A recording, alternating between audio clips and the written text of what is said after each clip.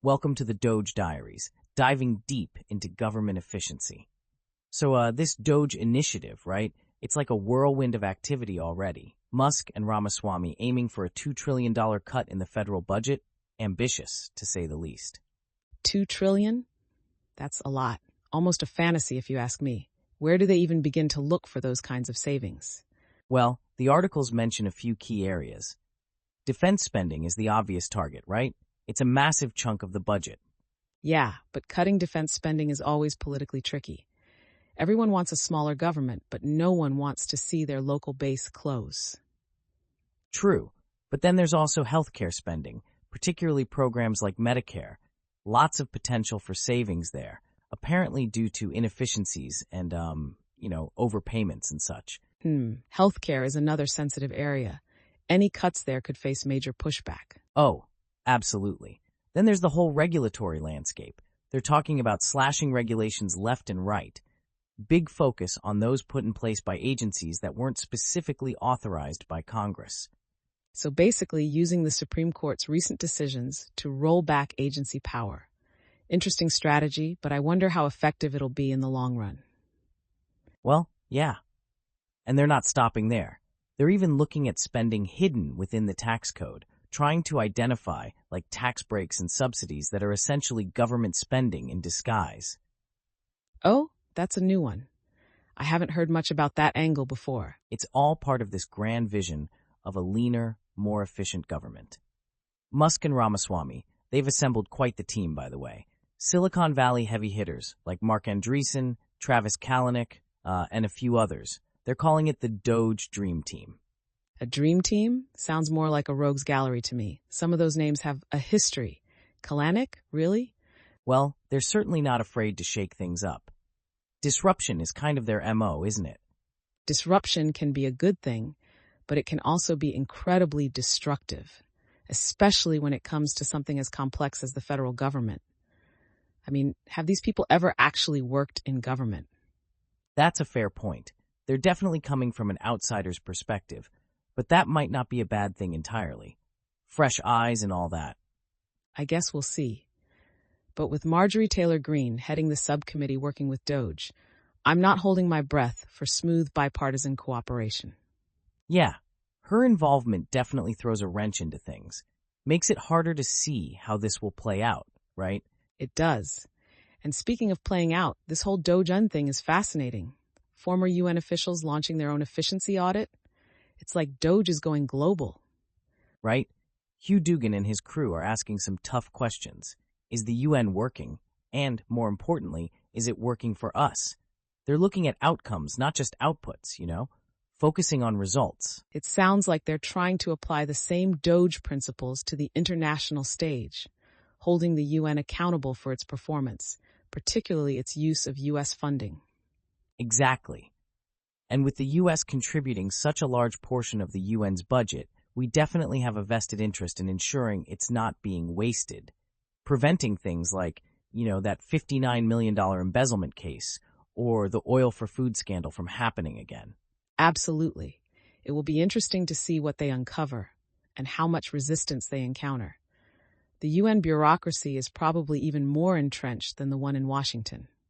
So, this DOGE initiative, it's fascinating, right? Like they're really going for it, aiming for massive cuts and a complete overhaul of how the government works. It's audacious. Audacious is one word for it.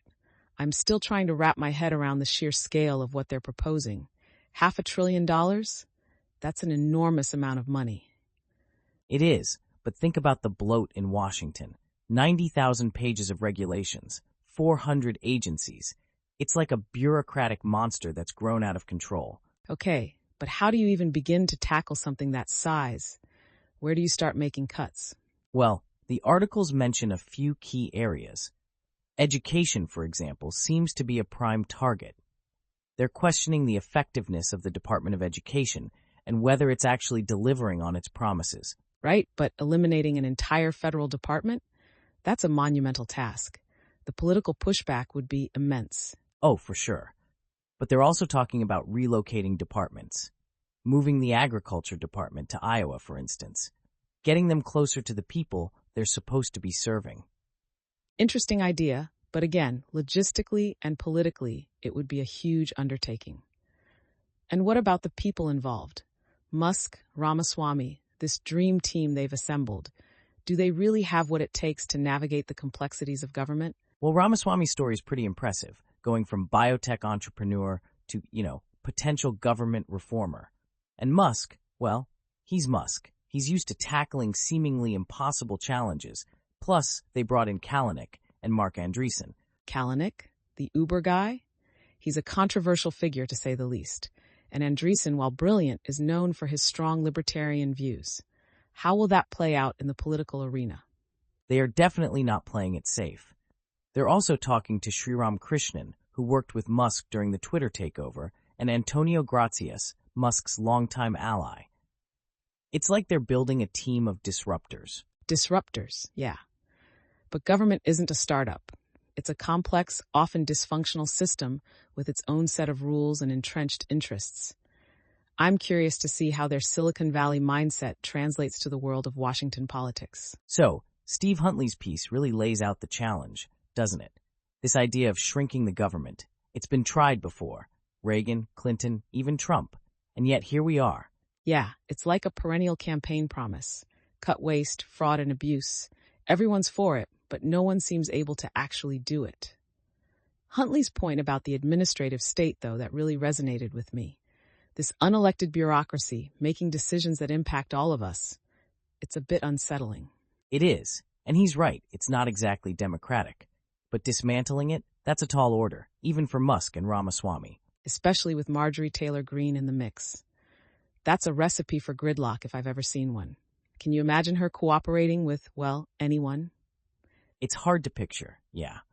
But let's say, hypothetically, they do manage to push through some reforms. Huntley mentions the Civil Service Act protections, the government unions. Those are major hurdles. Right? And then there's the sheer inertia of the system. 90,000 pages of regulations, 400 agencies. It's a behemoth. Where do you even begin? Well, relocating departments, like the Agriculture Department to Iowa, that could be a start. Get them closer to the people they serve. Though, as Huntley points out, that would likely trigger a wave of resignations. Oh, absolutely. Who wants to leave Washington for Iowa? And then there's the whole work-from-home situation. Just getting these bureaucrats back into the office could be a battle in itself. He's got a point there. But what about the DOGE team itself? Musk, Ramaswamy, Kalanick, Andreessen, they're certainly not your typical government reformers. Do they have the experience, the political savvy to pull this off? That's the million-dollar question. They're disruptors, yes, but government isn't Silicon Valley. It's a different beast altogether. And frankly, some of those names, like Kalanick, they come with baggage. How will that play in the political arena? So this DOGE initiative, right? It's raising a lot of eyebrows. Musk and Ramaswamy aiming for $2 trillion in cuts? Ambitious, to say the least. $2 trillion? That's a fantasy. Where do they even start? Well, they're talking about a lot of things. Targeting defense spending, healthcare, regulations, even tax breaks. Right? But cutting defense and healthcare is always politically tricky. And slashing regulations, that's going to face some serious pushback. Oh, absolutely. But they're not just talking about cuts. They're talking about a complete overhaul. Relocating departments, shrinking the workforce, the whole 9 yards. Yeah, how do they plan on doing that?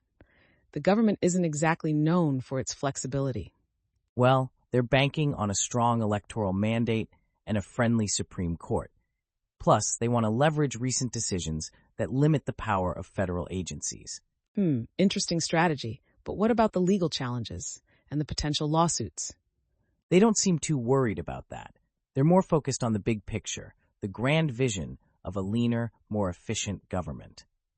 A grand vision, sure. But is it realistic? 90,000 pages of regulations, 400 agencies, it's a behemoth. It is. And they're not just going after the obvious targets. They're even talking about unauthorized spending. Unauthorized spending. What does that even mean? Well, they're pointing to things like the Corporation for Public Broadcasting, Planned Parenthood, programs they see as unnecessary. Right? But a lot of that unauthorized spending actually goes to essential programs, like veterans' health care, for example. True. But they seem to think they can find $500 billion in savings there. It's a bold claim, to say the least. And then there's Marjorie Taylor Greene, heading the subcommittee working with DOGE. Oh yeah? That's a recipe for disaster. Can you imagine her cooperating with anyone? It's hard to picture, which makes it harder to see how this will play out, especially given the likely pushback from government unions and civil service protections. Right?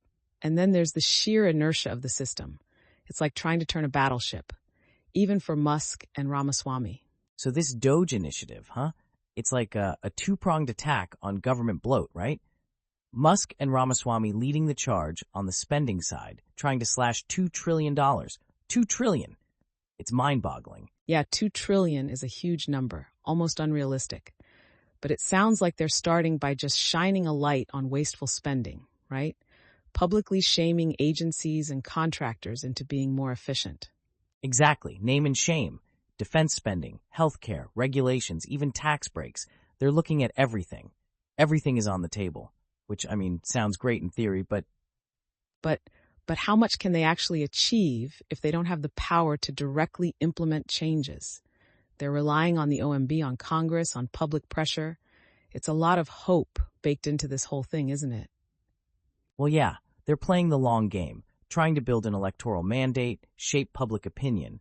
It's a gamble, a huge gamble, especially with, all the potential pushback they're going to face. Oh, the pushback is going to be epic. Government agencies, contractors, unions, they're not going to take this lying down. Plus Musk and Ramaswamy, they're outsiders, disruptors. Do they really understand how Washington works? That's the million-dollar question, right? Can they navigate the bureaucracy, the politics? It's like trying to turn an aircraft carrier with a canoe paddle, you know? I do know, and frankly, I'm skeptical, very skeptical. $2 trillion in cuts by 2026? I'll believe it when I see it. It's such a massive undertaking. Where do they even begin? Well, it sounds like they're starting with the low-hanging fruit, the obvious targets: defense, healthcare, places where everyone agrees there's waste and inefficiency. Then maybe moving on to the tax code, regulations. It's a step-by-step process, I guess. Okay, but even the low-hanging fruit is going to be hard to reach.